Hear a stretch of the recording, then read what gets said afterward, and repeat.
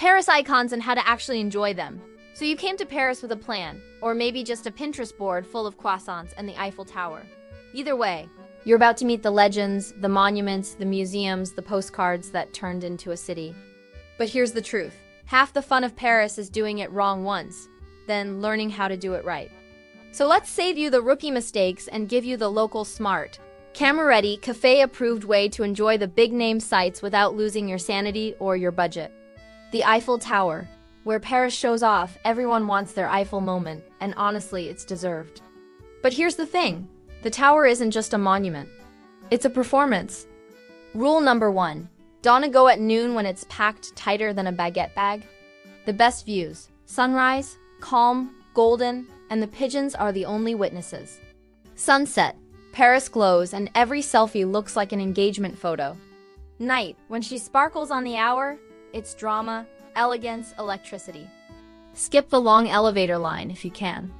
The stairs to the second level are an adventure and a workout that earns you dessert later. And when you finally look down, that's when it hits. You in the heart of the world's most filmed skyline. The Louvre. Mona Lisa and the art marathon, the Louvre is less of a museum and more of a planet. It's massive, a cultural galaxy.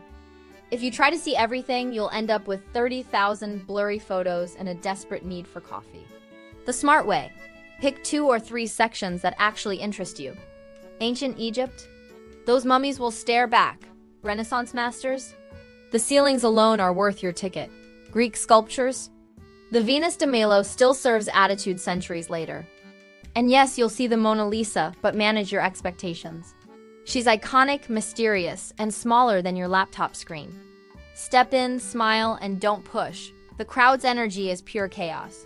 Pro tip. Come late afternoon on a weekday. Fewer crowds, soft lighting, and the marble floors feel less like an airport terminal. Notre Dame, the soul of the city. Even after the fire, Notre Dame remains a masterpiece of endurance. Standing before it feels like meeting history. Beautiful, battered but unbowed. Walk along the Seine before heading there. The view from the bridges at twilight? Unreal. When the bells toll, it's as if the whole city takes a breath. Nearby, you'll find Shakespeare and Company, a dreamy little bookshop that smells like dust and poetry. Buy something, even if it's just a bookmark. It's traveler law. Montmartre is sacre sûr. The Bohemian crown Montmartre is the reason getting lost is a valid itinerary. It has cobblestones, cafes, painters, and that uphill climb that tests your cardio.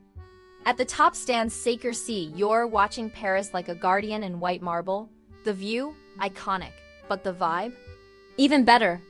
Down the hill, Place du Tertre buzzes with artists sketching tourists and street performers pulling crowds.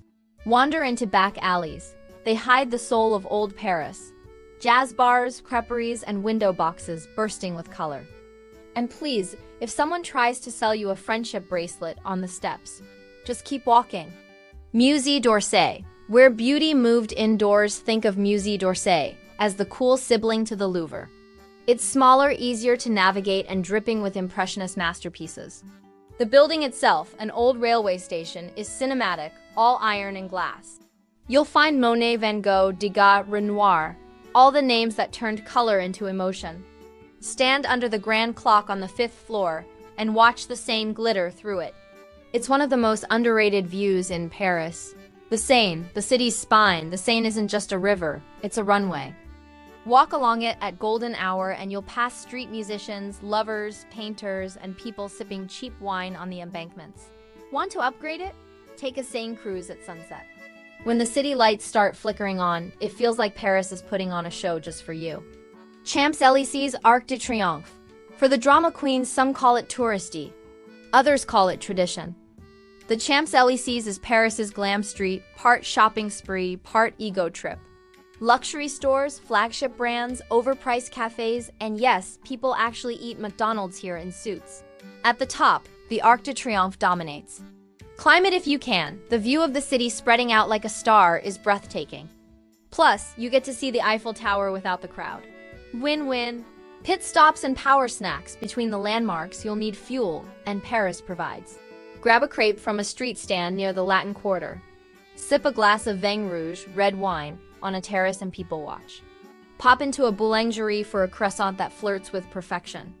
Remember, Parisians take eating seriously. Sit, enjoy, exist for a moment. Survival tips for the sightseeing marathon. Book tickets online. Nothing kills the mood faster than 2-hour queues. Dress like you're meeting an ex. Comfortable, but confident. Watch your pockets. Pickpockets adore distracted tourists. Learn bonjour and merci. The locals soften instantly with manners. Hydrate with wine. Kidding. Kind of. The real lesson. Don't rush the romance. Paris isn't meant to be conquered in a weekend. It's a city that reveals herself slowly, a flirtatious glance. A lazy afternoon, a sudden sunset that makes you stop walking mid-step. So don't just see the Eiffel Tower. Feel the air shift around it. Don't just check off the Louvre. Get lost in one hallway and forget your plan. Paris rewards the wanderers, the lingerers, the curious ones who let her unfold naturally. Paris, the big cheese, the croissant and everything in between. Bonjour, mes amis.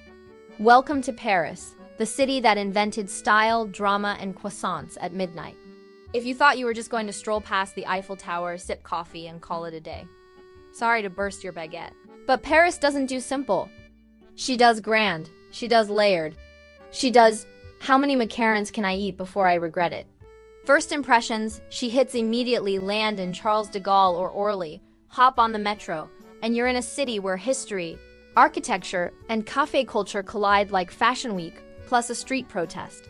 Gothic cathedrals standing next to Haussmann-era boulevards. Locals who know exactly how to look unimpressed while wearing designer minimalism. Tourists photographing everything that moves. Paris is a mood, not just a map.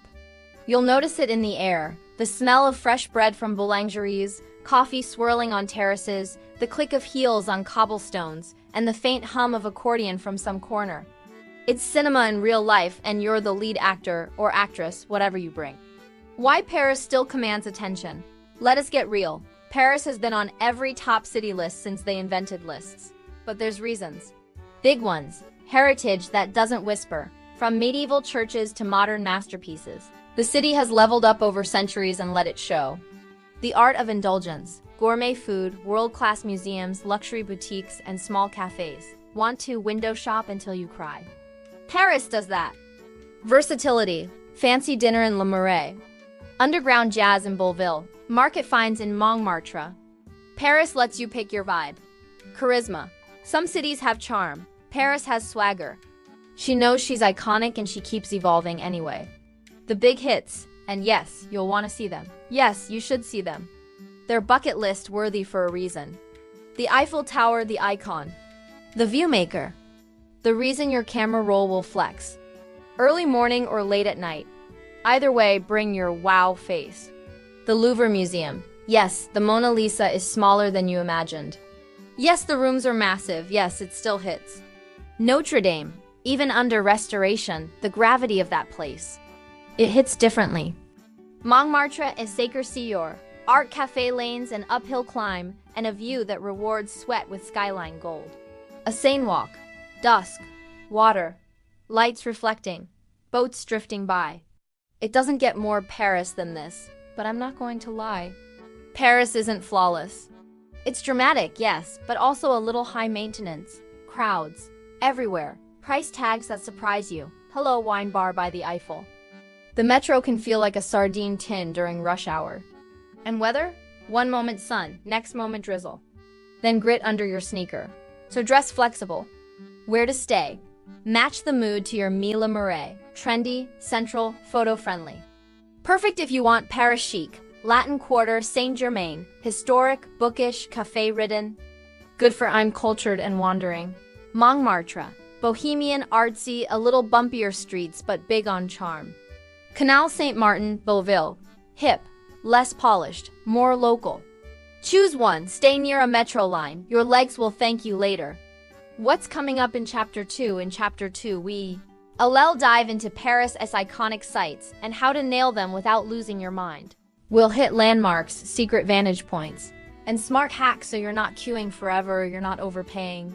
You're not just ticking a box, you're experiencing Paris. If you had as much fun watching as I had exploring, do me a huge favor and smash that subscribe button. We're just getting started, and there are so many more cities, more stories, and definitely more mayhem on the way. Drop a comment below and tell me where you want BoscoTravel to explore.